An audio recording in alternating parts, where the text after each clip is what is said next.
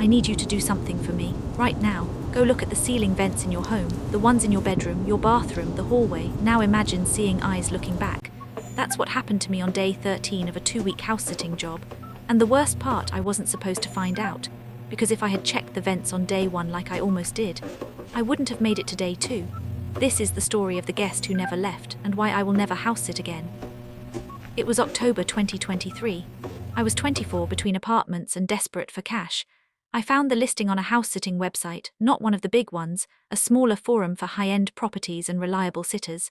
The house was worth it. 4 bedrooms, 3 baths, pool in back in a gated community 30 minutes outside the city. The owners, I'll call them the Harrisons, were going to Europe for their daughter's wedding. 2 weeks. They needed someone to watch their cat, water plants, and maintain presence for insurance purposes. The pay was $3,000 for 2 weeks. That's more than I made in a month at my retail job. I should have known. I should have known that kind of money for house-sitting meant something was wrong. But I was 24 and stupid, and $3,000 sounded like salvation. We did a video call. The Harrisons seemed normal. Late 50s, well-dressed, the husband had that soft voice that makes you trust people. They showed me the house over video, kitchen, living room, the guest room where I'd sleep. They introduced me to their cat, Mr. Whiskers, who was objectively obese and objectively judgmental. One thing, the husband said at the end of the call. The attic is locked, has been for years, old family storage, nothing valuable, but the lock is finicky. Please don't try to open it. I agreed. Why would I care about an attic? I was there for the pool and the paycheck. They left on a Saturday. I moved in Sunday morning. The first 3 days were perfect. I posted about it on Instagram, me by the pool, me with Mr. Whiskers, the sunset from the master bedroom window. I felt like I was living someone else's life. Someone wealthier, someone safer. Day 4, I noticed the smell. It wasn't strong, just off, like old gym socks mixed with something metallic. I checked the laundry room, the bathrooms, even the garbage disposal.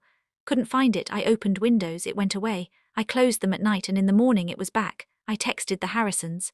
Weird smell in the house, can't locate it. Everything okay? The wife responded in 5 minutes. Old plumbing happens sometimes. Open the vents in the hallway, helps with circulation. The vents. She specifically mentioned the vents.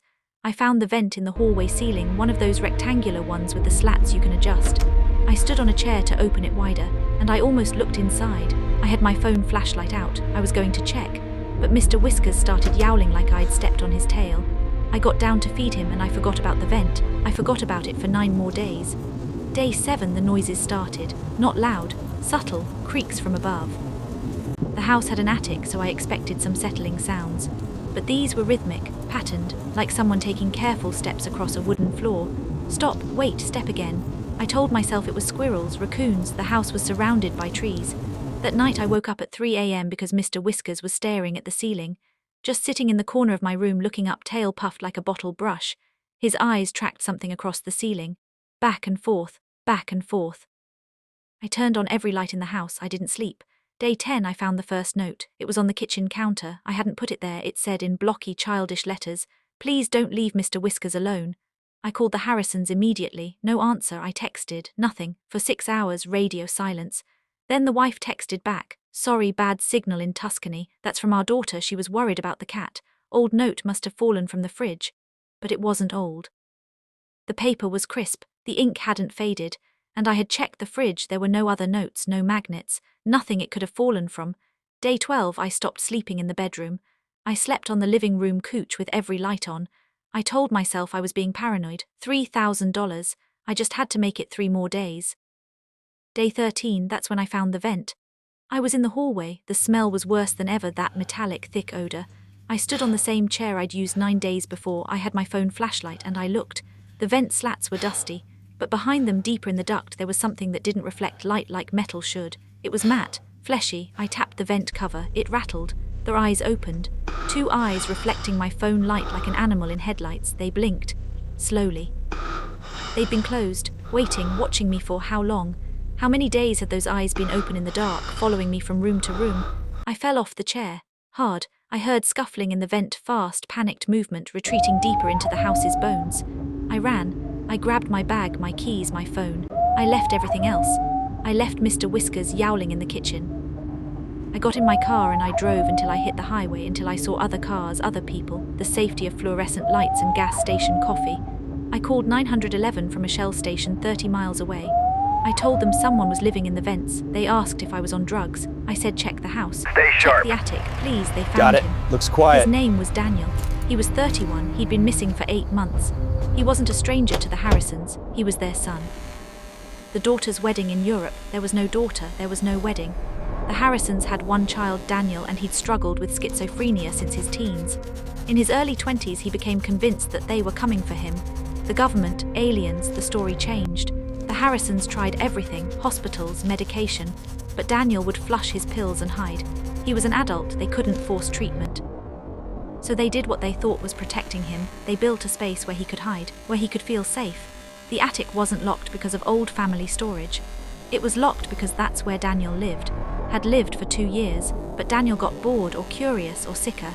He learned the house's ventilation system. He could move through the walls room to room, watching his parents live their lives, watching them pretend he didn't exist. When they hired me, they weren't going to Europe. They were going to their lake house 2 hours away, a break from the performance. From pretending their son was just a locked door, Daniel watched me for 13 days. He took notes about Mr. Whiskers. He walked above my bedroom at 3 a.m. He stood in the vents while I showered, while I slept, while I sat by the pool feeling safe and rich and lucky. The police found his nest in the attic, blankets, a camping toilet, jars, and 73 pages of notes about me, my schedule, what I ate, what I wore, whether I looked sad or happy or scared. The last entry was from day 13, 2:47 p.m. She's going to check the vent today, I can tell, should I say hello? The Harrisons weren't charged. Daniel was committed voluntarily this time. I don't know what happened to Mr. Whiskers. I got my $3,000. I didn't want it. I donated it to a mental health charity and tried to forget. But I can't, because every house I enter now I look up, I check the vents, I listen for footsteps that don't belong, and sometimes in hotels, in friends' apartments, in my own bedroom. I wake up at 3 a.m. with the certainty that something is watching me from the ceiling. Go check your vents. I'll wait.